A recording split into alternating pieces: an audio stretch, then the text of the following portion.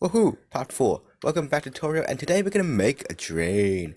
And we're gonna go a little bit more advanced than the rest of the stuff like that. In the last tutorial we modeled this stuff, the piss area, the toilets, the sink, and now we're gonna make the drain. So if you look at the color here, the color difference, this color over here and this color here is different, therefore meaning it's gonna have a different material.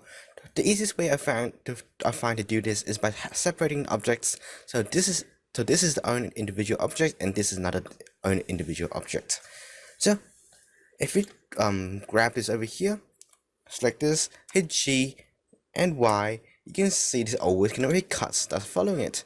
And for that, we're going to be using a modifier called the Boolean modifier. So we want to make the drain. So let's hit tab in the edit mode, width on the floor. So let's hit I, and this is what I usually like to do how to make a drain. Hit I, extrude it in, so it's having nice over there. Then Shift Z, so it doesn't move along the Z axis. And then let's put it right over here. Hit I, then now we have a nice little area over here, and let's just hit E, and then there we go. So this is looking pretty nice. Shift Alt on this corner over here to select this, and also select this over here, and that's looking nice. Hit P to separate and by selection, and what this does is make this a different object from this object. So basically cutting this part of the object from this one and just making it our own object. So now we can modify this one all we want. So let's hit tab into this object, selecting this over here. And what I want to do is to make a single loop cut right over here. Make a single loop cut, hit left click and hit left click again. There we go. So let's use the face select mode. Select this one over here. Hit I. Okay, so I just want to have an extra bit over here that is sticking out more than the rest. Just this bit that is equal to the same height as this over here. So let's hit E, extrude it upwards. And then there we go.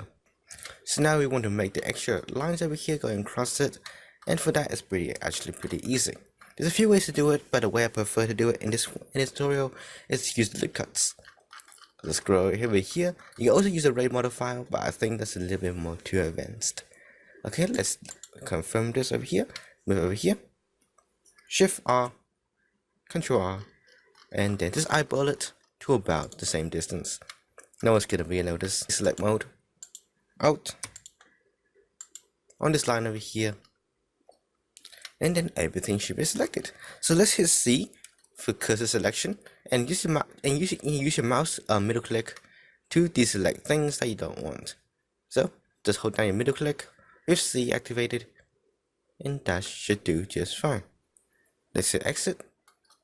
And there's a tiny bit over here that has not been selected, so let's hit shift and then left click here, and that should select everything.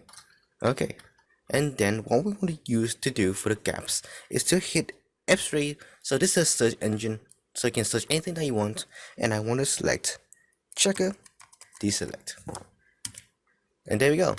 And that will deselect every single half of it. I'm gonna go a bit far away, hit E, and then right across to here.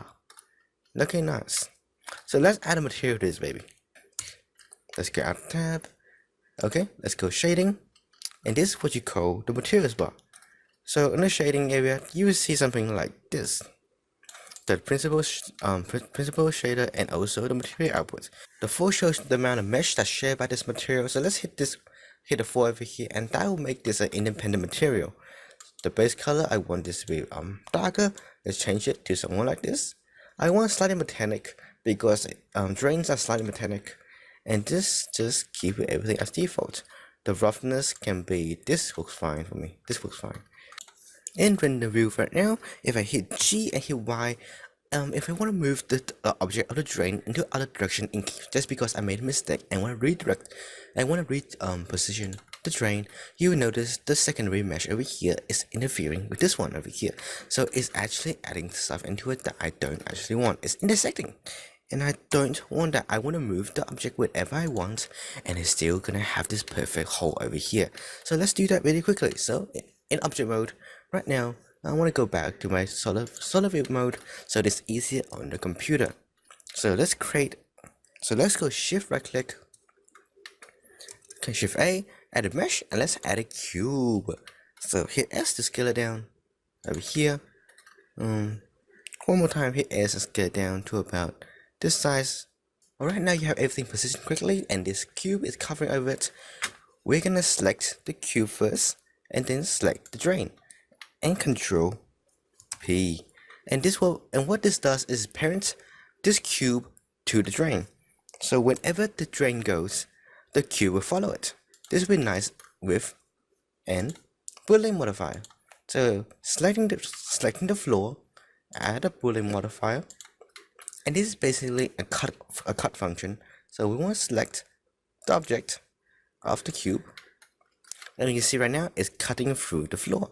So select the cube, go to object, and go to visibility, show viewport, and show render. So now if we move this along, G and Y, they always have a cut with it because the cube is cutting into the floor and it's parented to the drain. So wherever the drain goes, there's always going to be cut following it.